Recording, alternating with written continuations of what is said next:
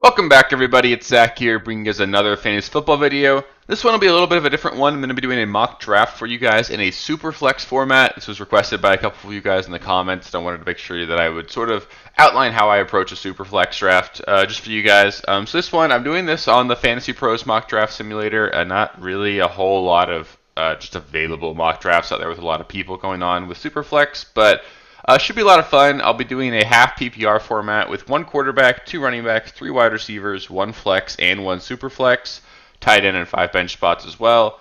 We'll randomize our draft spot here, so we're going to end up fourth. Okay. I'm going to leave pick clock off so I can talk through the picks for you guys as well. And then looking at this, I think the only thing I might do, and I'm going to leave it as this, is I typically like to put rookies and quarterback on high, especially in a super flex format. It just gives you a little bit more accurate ADPs and everything, just based off of like how players are actually going to draft in your actual drafts. So let's get started here. This one should be a lot of fun. So yeah, typically I do find Superflex to be a really great format. I think there's obviously a lot that happens in Superflex that I think people overreact to a little bit. I think you typically see those like mid-tier quarterbacks go a little too high because like personally, like I've been saying all year long, even for like standard one quarterback leagues, I think there's like 20 quarterbacks deep that you can feel pretty confident in. So what I typically try to do, especially if I have an earlier pick, so I want to get a top tier quarterback, and then I feel pretty good about letting my quarterback two be someone that's like a lower tier guy. Get Jared Goff, get to one of those guys as your quarterback two, ends up being just fine, especially if you have a stud. The fourth overall pick is, in my mind, fantastic in a super flex because I think you're getting one of the top four quarterbacks. I love this. We're going to be taking Jaden Daniels here. That's a no-brainer for me as well. So moving on here. We're in round two. You see, obviously, quarterback went like crazy. Like Justin Fields, Trevor Lawrence going in the second round. That's too early for me, right? Like, if you look at quarterback position, you've got players that are going to go much later that I think you can actually still pretty confidently start. Like, if I have to draft Geno later or Bryce Young later, I'm going to feel more than okay with that. So, I'm not going to force a quarterback with this draft spot.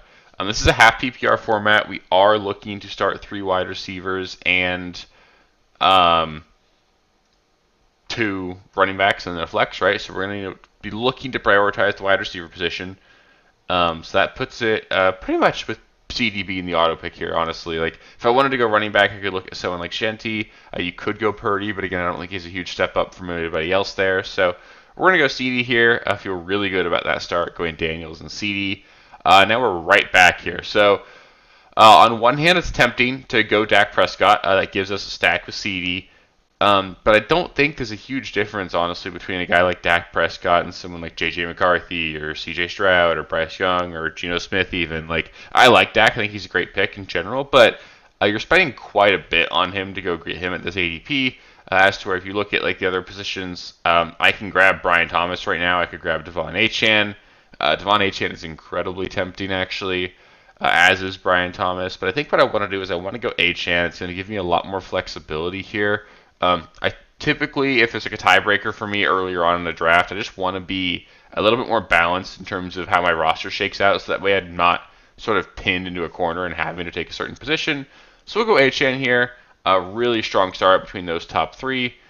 And now it comes all the way back around to us, and that is crazy. We still have Trey McBride on the board, so that's certainly something to be excited about. I don't know if we wanted to go that route. That would mean that we've just got one of each position. Typically, tight end matters a little bit less when you get into a super flex format. Again, your starting lineup's bigger, so the percentage of your production that comes from the tight end spot, it's a little bit lower. So it's okay to have a lesser tier tight end. So you don't need to force the tight end spot if you don't want to. If we were to look at running back, Kyron would be the obvious pick here for me. I do like Kyron quite a bit. At wide receiver, we could go with someone like JSN, but I'm a little bit behind consensus on him. I don't want to force that spot. Quarterback, we could go Stroud, but I don't think that's necessarily the most exciting pick. Like, I'd rather have Bryce Young, honestly. So I think what we're going to do here is we're going to take McBride. Just now we've got a superstar at each position there, feeling really good about that. So now, looking at everything here, looking at quarterback, Stroud is still there. I think we can probably count on Okay, so what I really am looking at this point is we can't let it get past like Geno. Like, if it gets past Geno, our quarterback two is going to be really tough. So I don't think I want to take a quarterback here, but it gets really scary if we wait. So at running back, Kamara is an option. I like Chuba quite a bit. At wide receiver, Adams seems like a really strong pick here, as does Marvin Harrison. I think I'm leaning towards Marvin Harrison. I'm a big fan there, but I already have Trey McBride actually, so I don't want to do that. I think Devontae Adams then is going to be the pick here. We're going to have two wide receivers, and then pretty much with our next pick, we're going to be really strongly looking to go quarterback there. So that's what we'll do. Go Adams. Really hoping that we're not completely screwed at quarterback here, and we didn't get hurt at all. So not a single quarterback went off the board. Good thing to do here, check and see how many teams already have two, right? So you've got Herb, 1, 2, 3, 4, 5, 6 teams that have already gone through their quarterback to 7. Okay, so with this pick, there's at worst 2 quarterbacks going to go off the board here, right? And I still think that there's 3 guys that I feel really good about. Honestly, 4 or 5, like Stroud, McCarthy, Tua, Young, and Geno. All 5 of those guys I feel pretty good about. So we don't need to take a quarterback with this pick necessarily.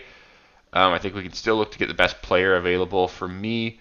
A couple of options here. If I'm going to go running back, I think it's obviously either David Montgomery or DeAndre Swift. Big fan of both those guys. I like RJ Harvey as well, so I think both of those guys are options. If we wanted to go wide receiver, we could go Sutton. I love that pick there. George Pickens is also super fun, but I already have CD, so I don't want to go with that.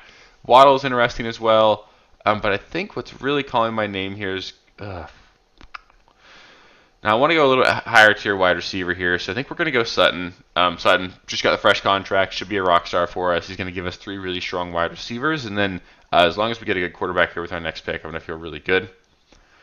So Stroud and Tua go. So now we're getting a little bit hairy, right? If we were to wait again, there are still 2 teams that need quarterback, including Team 12 here, that has no quarterback at all. So we could very realistically see 3 quarterbacks go off the board, and if we saw all that happen, I would feel really not great about my quarterbacks. I think I'm going to take J.J. McCarthy here. A lot of upside associated with him, and if he's my quarterback too, I feel really good about that, paired with Jaden Daniels. So we'll go there. That felt like a really great value for us. Now coming back around, this is where it gets interesting, right? Because I think it's generally a decent option to have 3 at least starting caliber quarterbacks in a super flex. Typically, in a 12-team league, you got 32 starting quarterbacks in the NFL. Not every team gets 3 quarterbacks that can start all year long, so having that third quarterback is going to be an advantage should there be injury. When bye weeks present themselves, there's going to be a value for you there if you want to take that approach. Looking at the other positions here, I think we'd be looking at the running back spot if we wanted to go there. I think the obvious pick for me here would be Brian Robinson. I'm not a huge Pacheco fan this year, but I think Brian Robinson's going to be a really solid RB2, which is super reliable and available for us. So I like that pick there. If we wanted to gamble a little bit, we could. Okay, so looking at running back, we've got Kyren and Montgomery here, 2 running backs there, 3 running backs here. So it's possible that neither one of these 3 teams wants to take a running back with this spot, but they've also both got 2 quarterbacks. Looking just at the general ADP, Robinson probably isn't going to make it back to us. I think what I want to do is I want to take Geno Smith. That gives me 3 quarterbacks that I feel really good about all year long.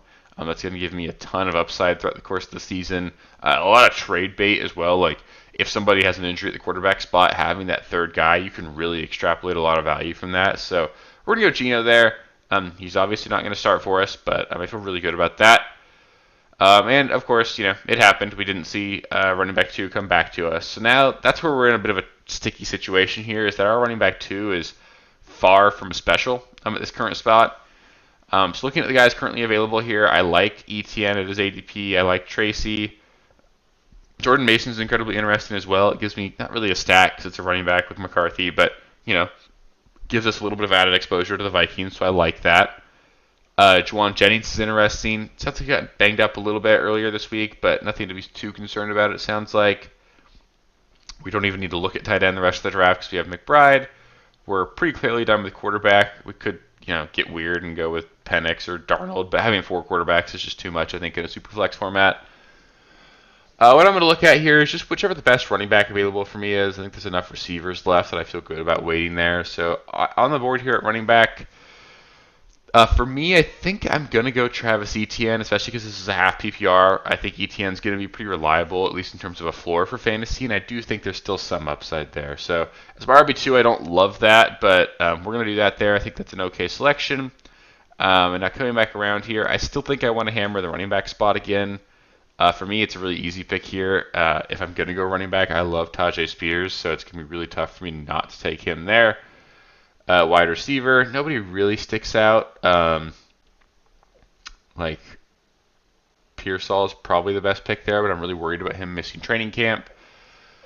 We could go Penix again at quarterback. That is a little too deep for me. I think you're getting a little bit too cute if you get there. Obviously, if he drops even further, I'll start looking at it. But in general, I don't want to be too dependent on making a trade for that draft pick to pay off.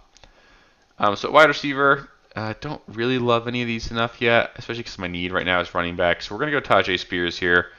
I like Spears quite a bit. I think he's got a lot of standalone value, and there's a lot of upside there. Pollard were to go down. So we'll go Spears. Only one more running back goes off the board. So now we could certainly go running back again if we wanted to. I like Rachaad White. I like J.K. Dobbins. Ray Davis was a good pick. All three of those guys feel like really solid picks. That receiver. Cup is interesting, but not really. I'm not a huge fan there. I like Mooney, but the shoulder injuries got me a little bit concerned. If I wanted to shoot for upside, I could certainly go with someone like Keon Coleman. There's interesting upside there. I really like Trey Harris, but I think he'll make it to me the next pick. So I think what I'm going to do here, I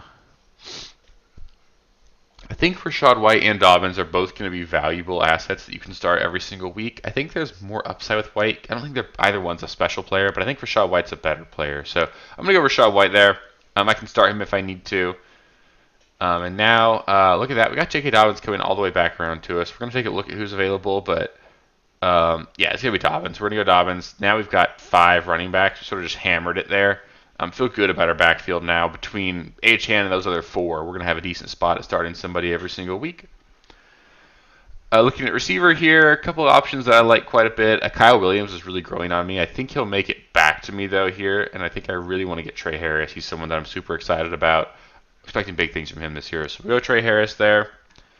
And then with our last pick, going to be looking to take one more wide receiver, probably. We can look at the full board if we want to. Again, don't need to go with a second tight end. Quarterback, every single starting quarterback gone, so we're not interested there. Running back, really gross options there. So it's going to be wide receiver.